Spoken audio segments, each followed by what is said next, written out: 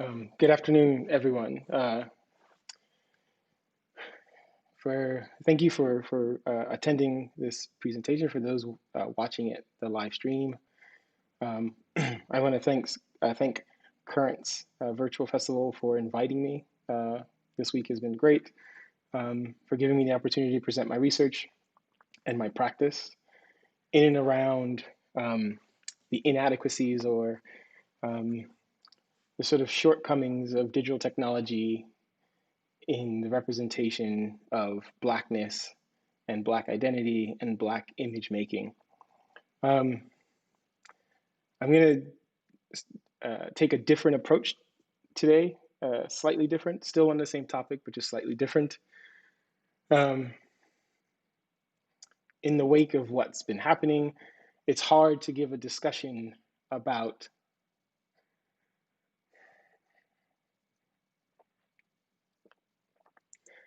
the lack of appropriate representation of Black people in media and entertainment through digital means or through research without giving consideration to the fact that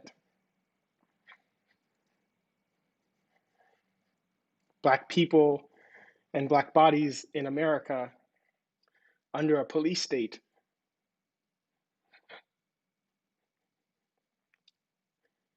are overly surveilled. For those who may not be aware, for whatever reason, if you have not looked at my bio on the Currents website or ventured over to my personal website, I am a Black man. And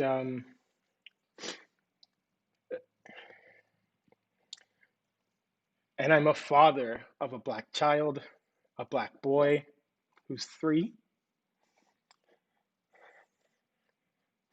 I'm a brother and a friend.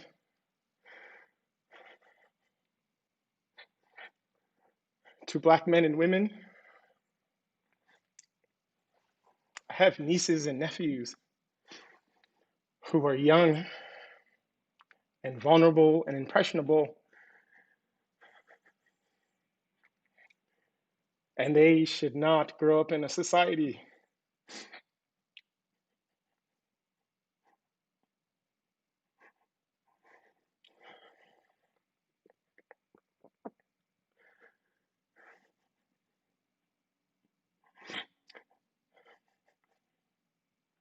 that does not see them as equal.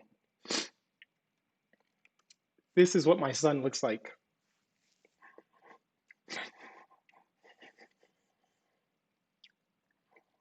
He's only a boy now, and for many viewers, he's cute, he's adorable, he's innocent.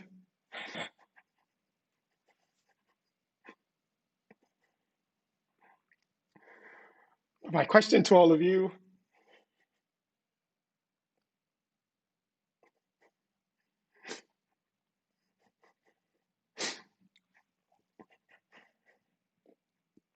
is, how long will that last?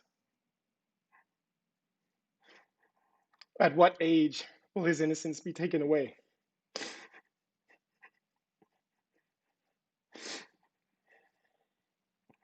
At what age will he be seen as a threat?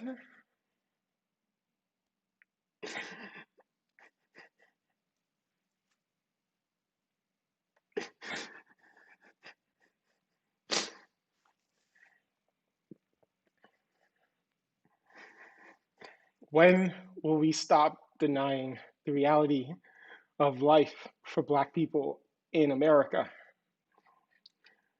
Some of our leaders would like you to believe that 44 million Americans have imagined that we were over-surveilled and over-policed, and that systemic racism does not exist, and that somehow we have made this up over the last century plus. I'm a Black man. This is what I look like. I'm pursuing a PhD. I should not be the exception. I know I'm not the exception. There are many other Black men and women out there who want to achieve the same level of greatness for themselves, for their family, for their nieces, for their nephews, for their children. I am not alone. I am tired of being the exception.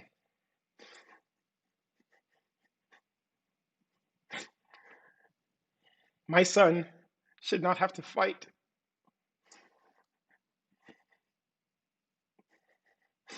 should not have to be harassed by the police, thrown in jail, threatened to be shot.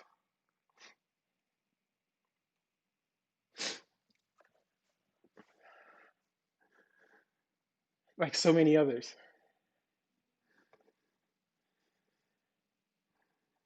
There's no way, yet again, that in this moment,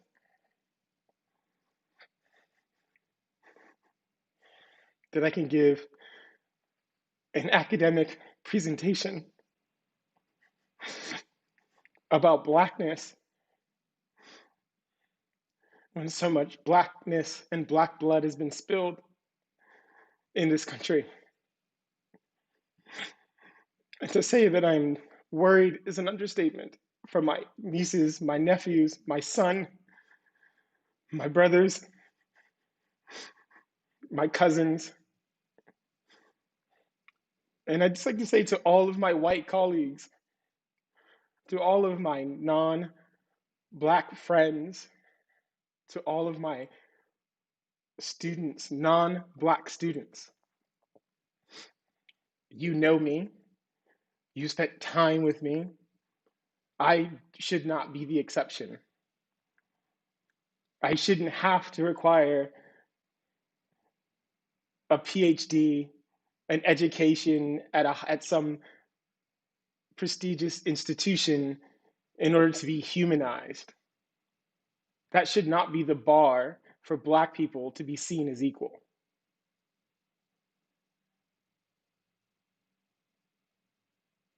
We want what everyone else wants. An opportunity to be educated, an opportunity to provide for our families, an opportunity to be safe in our communities, an opportunity to be treated equal. We don't want second glances. We don't want to be followed in stores. We don't want to have to tell our small children the reality of Breonna Taylor or Tamir Rice or Trayvon Martin. My son's 3. He doesn't watch television, and yet somehow he's aware of what's happening. He can see it. He can feel the distress in the household. He understands enough to know that something terribly wrong is happening.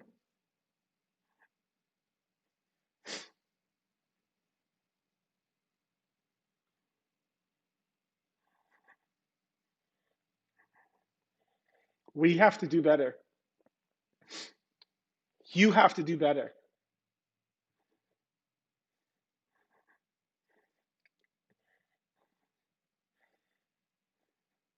Doing nothing is insufficient.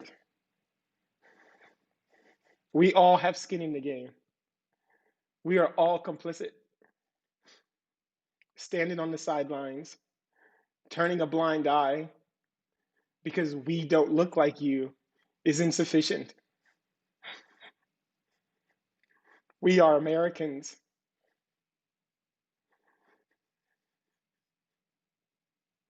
We deserve the same rights to live in whatever communities we choose to live in without being surveilled or stalked and murdered by the very people who are supposed to serve and protect.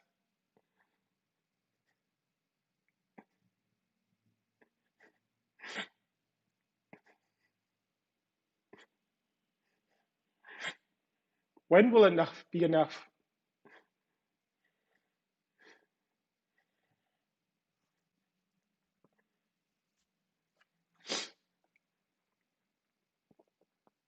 I've lived all across this country. I grew up in Miami, harassed by the police there, thrown in jail because the cop told me that I was in the wrong place at the wrong time when I was an undergrad. my junior year in college, thrown in jail because I was told I did not belong in Hialeah. Moved to New York, worked at a private school, was harassed by the NYPD, accused of stealing a school issued iPad that I had in my possession, that all faculty members were issued, and the NYPD accused me of stealing it. Moved to Los Angeles, attended USC, working at a research lab that I had access to. And it triggered the alarm, my swipe key.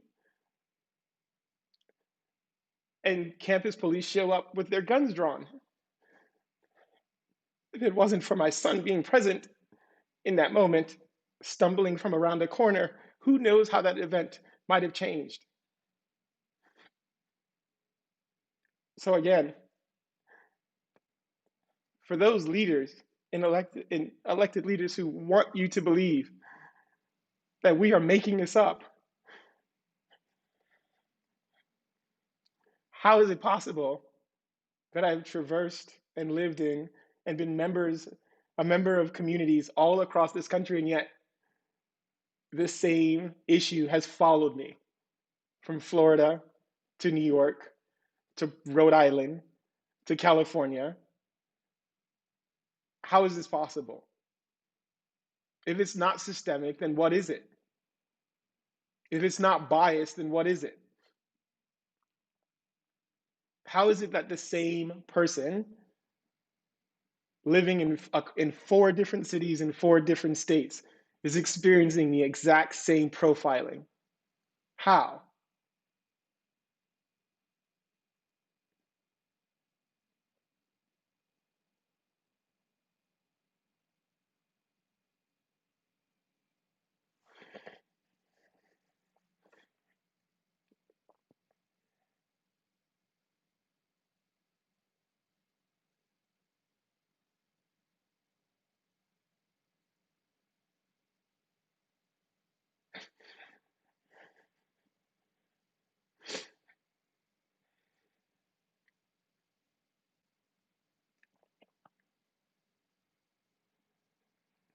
And for those of you who are thinking,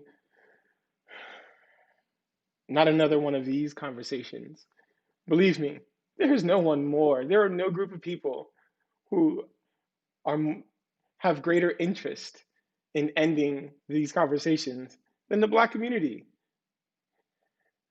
You think we like memorializing the dead? Do you honestly believe that we want to be out in the streets in the aftermath of bloodshed of innocent Black people?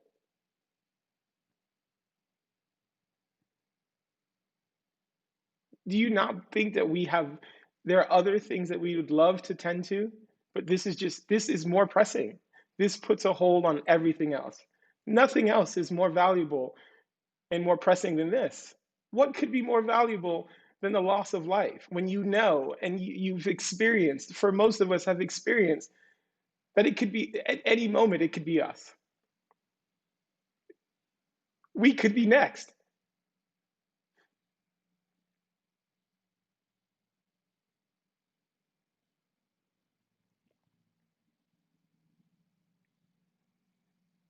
Every time I walk on this campus, I'm now at UGA. And every time I walk on this campus, I question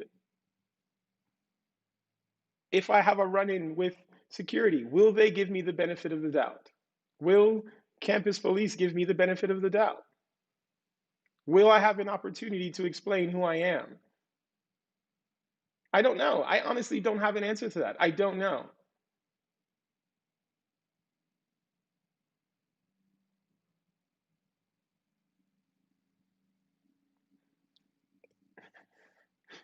And if the thought of that alone isn't horrifying to imagine that you could be a college professor of color and uncertain as to whether or not the possibility of doing your job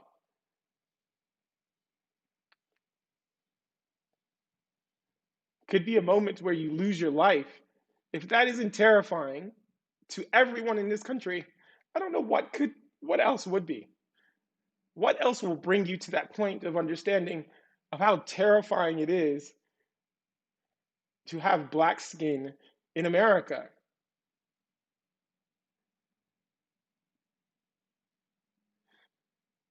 The fear of that you will not be given an opportunity to exist, to be in that moment, to be treated as human, to be seen as human, but rather to be seen as a threat.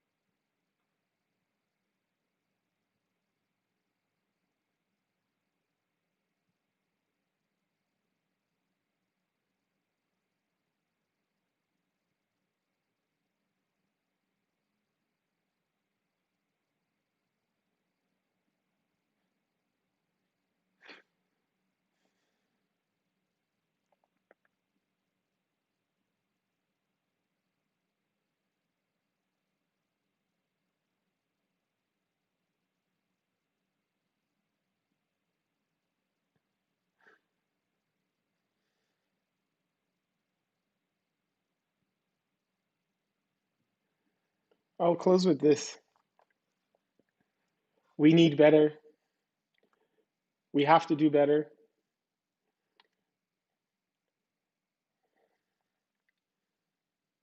We want better. Our communities want better.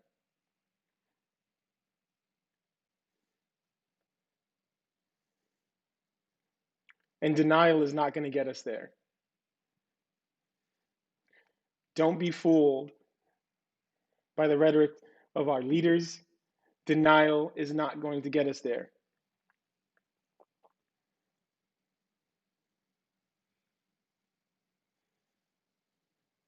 We can't pretend that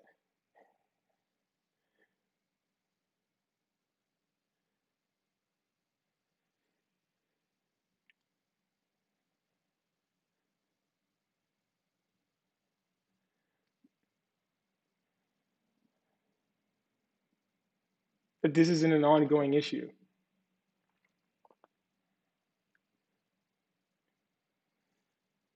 The sad truth is that we know, you know, we're going to see more of this. Sadly.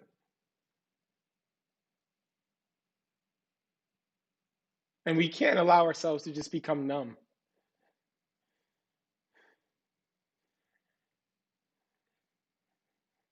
As difficult and as hard as it is, we have to force ourselves to feel something.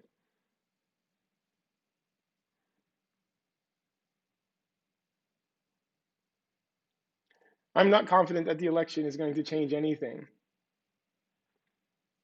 But I know that the existing path that we're on is not the solution either.